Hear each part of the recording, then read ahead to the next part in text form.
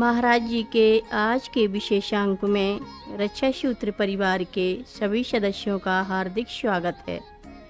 बाबा जी के भक्तों को राम राम। वृंदावन के श्री किशोरी रमणाचार्य ने अपनी पुत्र प्राप्ति की कथा यूँ सुनाई।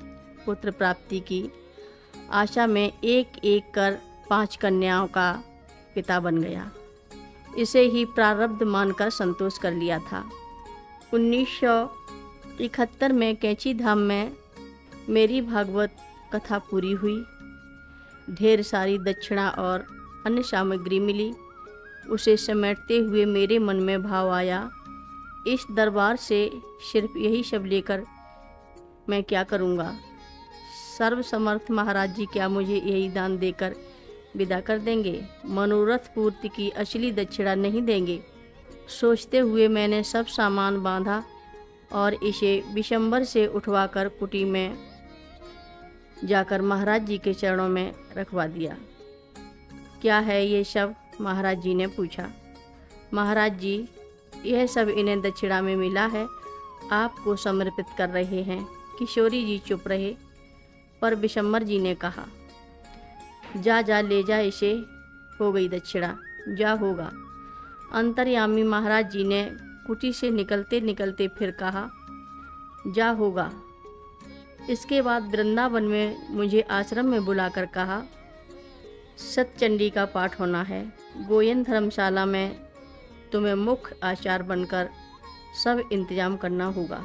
मैंने महाराज जी की आज्ञा स्वीकार की और चंडी अनुष्ठान प्रारंभ हो गया। 2 दिन हो चुके थे। घर की भी चिंता थी। पत्नी का प्रसव काल समीप था। तीसरे दिन सूचना मिली कि पत्नी मिशन अस्पताल में भर्ती है तथा जच्चा बच्चा दोनों की जिंदगी खतरे में है। ऑपरेशन होगा। आपको कागज पर हस्ताक्षर करने हैं। सुनकर चिंता हुई। पिताजी की वह बात याद आ गई कि अनुष्ठानों में ज़्यादा मत उलझना। अनुष्ठान का कार्य अपने सहायक को सौंप कर घर आ गया। घर आने से पूर्व महाराज जी को सूचना देने उनके पास गया तो वे अपने भक्तों से घिरे बैठे थे। उस समय मेरा चेहरा उदास था और मैं रोने लगा। मुझे देखते ही महाराज जी ने कहा, इनको देखो, घर में लल्ला हुआ है और ये रो रहे हैं। यह बात महाराज जी ने 2 बार दोहराई। इसके बाद मेरी चिंता दूर हुई। लगा कि घर में जच्चा बच्चा दोनों सकुशल हैं और यह कि पुत्र रत्न की प्राप्ति हुई है। प्रभु दत्त मन से बाबा जी को प्रणाम किया तो बोले, जाओ अब लल्ला का मुंह देखो। तेजी से डग भरते अस्पताल गया। बाबा जी का प्रताप देखने को मिला। महाराज जी, अब तो मैं अशौच में हो गया। फिर महाराज जी ने कहा, कैसे पंडित हो? भला श्लोक में क्या लिखा है? महाराज जी ने डांटते हुए कहा। फिर मुझे याद आया कि उस श्लोक के अनुसार तो कर्म कांड के आचार का वरण हो जाने के बाद किसी भी कारण उसे अशौच नहीं होता। वरण इसी के लिए ही होता है। हाँ महाराज जी, उसमें तो ऐसा ही है। तो जाओ, अनुष्ठान पूरा करो, पर भोजन आश्रम में ही करोगे और सो जाओगे। शाम को एक बार घर जाकर देख आना अपने लल्ला को। महाराज जी बोले, क्या नाम रखोगे लल्ला का?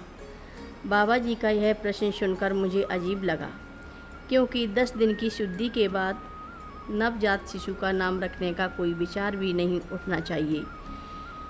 इस विचार से बाबा जी को अवगत कराया तो बोले, क्या होती है शुद्धि? नाम रख दो। आप ही बता दें बाबा जी, क्या नाम रखें? मैंने सोचा बाबा जी की कृपा से ही पुत्र प्राप्ति हुई है तो इनका आदेश ही सर्वोपरि है। मारुति रख दो, बाबा जी ने कहा। फिर अन्य भक्तों की तरह देखकर बोले, क्यों, कैसा नाम है? वाह, बहुत अच्छा नाम है, सभी ने एक स्वर में कहा। और एकादश रुद्रा अवतार का यह प्रसाद मारुति नंदन आज आपके सामने है। और बाबा जी ने तो एक बार कहा था ना, जा हो जाएगा, जा हो जाएगा। इसलिए कुछ काल बाद मेरे घर रघुनंदन भी आ बिराजे, एक नहीं दो दो बिराजे। हर रोज़ महाराज जी की कथाएं सुनने के लिए सभी भक्तों का धन्यवाद। सभी भक्त रक्षा सूत्र चैनल को सब्सक्राइब करें, शेयर करें, लाइक करें, घंटी बजाना ना भूलें। कमेंट बॉक्स में लिख भेजें जय नीव करोरी बाबा जी महाराज। सभी भक्त मिलकर बोलो नीव करोरी बाबा जी महाराज की जय जय बोलो, सिद्धि माता की जय जय बोलो, जय श्री राम बोलो।